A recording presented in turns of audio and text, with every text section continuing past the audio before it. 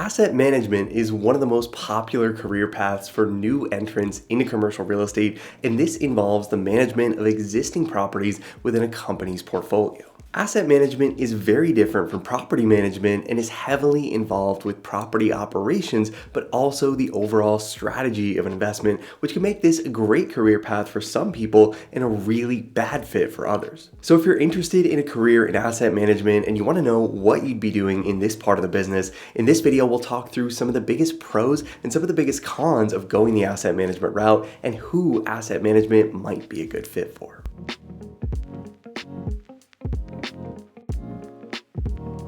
So asset management in the context of real estate involves the process of managing the overall business plan of a portfolio of properties, usually somewhere between about 8 and 12 assets at a time, and taking on tasks like managing construction, budgeting, negotiating commercial leases, refinancing a property, or getting a property ready to sell when you're ready to exit a deal. At some of the biggest companies in the industry, some of these responsibilities may go to specialists in leasing or capital markets, but even if this is the case, asset managers are still going to be the ones responsible for making sure that projects either meet or exceed projected investment returns. This makes these positions very heavily focused on the operations of a deal and how those are going to affect the long-term performance of a property, with the main goals being to take actions that are going to increase revenue, decrease expenses, or increase the value of the property when it's ultimately time to sell. And one of the biggest benefits of working in asset management is directly related to property operations in that you'll get to see the actual performance of an investment over time in these positions, not just the projected cash flows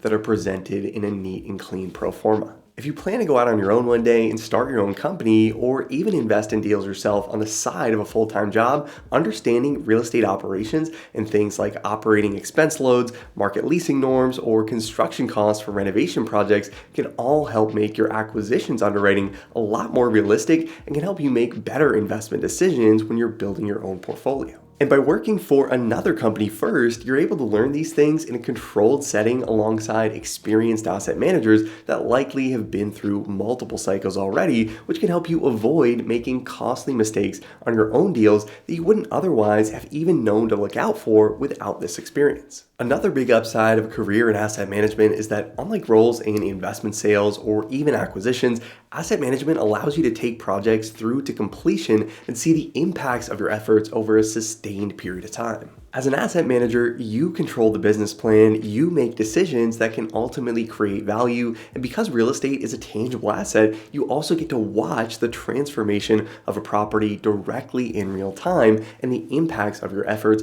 on a building or an entire community. Some people also just take a lot of pride in managing big properties themselves, especially if these are located in major gateway markets or have nationally known tenants that are household names. Even though these can be some of the toughest negotiators in the business, if you're working on a deal to bring in a national restaurant chain to a local shopping center or a Fortune 500 company to an office building that you manage directly, when your friends and family recognize the companies that you're working with, this can make this part of the business a little bit more fun. Asset management can also be a great career path for people who are looking for a little bit more job security when working on the principal or ownership side of the business, since demand for asset managers still tends to be high during both good and bad times, especially when economic conditions soften and companies need to backfill vacant suites or tighten up operations to decrease the expense load throughout their portfolios. Good asset managers become incredibly valuable at a time when acquisitions professionals might be getting laid off. Now, even though there are a lot of upsides of going this route, there are also downsides associated with an asset management career. And one of the biggest cons of asset management is that as an asset manager, you're going to be the one responsible for managing deals that you may not have personally chosen to add to your portfolio. Asset managers will often work with their acquisitions teams to help with due diligence or provide guidance on underwriting assumptions, but at the end of the day, the acquisitions team directly and really the company's internal investment committee are going to be the ones having the final say on the deals the company pursues. And even if you're not on board with an acquisition, it's still going to be your responsibility as the asset manager to manage that property and hit performance targets that were set for you by the team. And in addition to not having control over your own portfolio, asset managers working for bigger companies will often manage properties in multiple different cities, which can make these jobs include a significant amount of travel that can very quickly become repetitive. In most cases, asset managers will be going to the same 3 or 4 cities,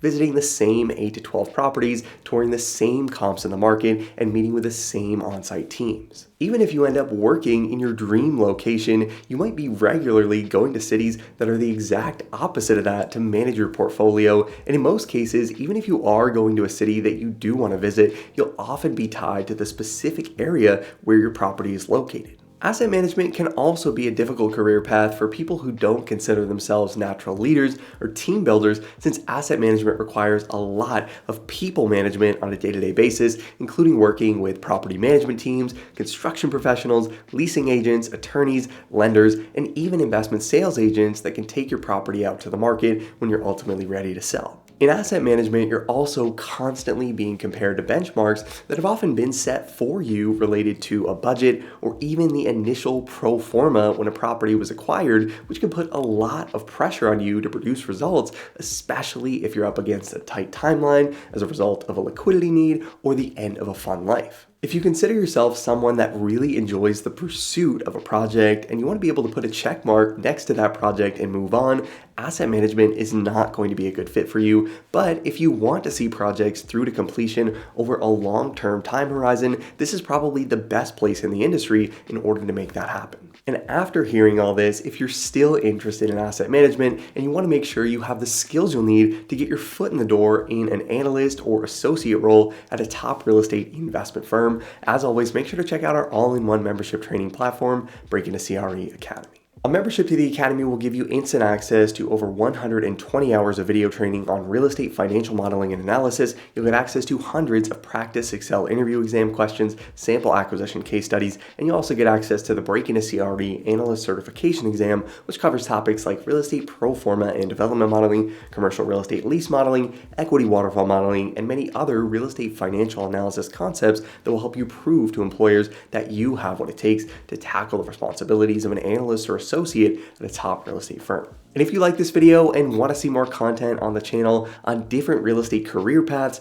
make sure to hit the like button and let me know. And let me know in the comments why you are interested in a career in asset management over other industry disciplines like acquisitions or investment sales. As always, thanks so much for watching, guys. I hope you found this helpful. Subscribe to the channel if you haven't already to see more videos like this every single week. And I'll see you in the next video.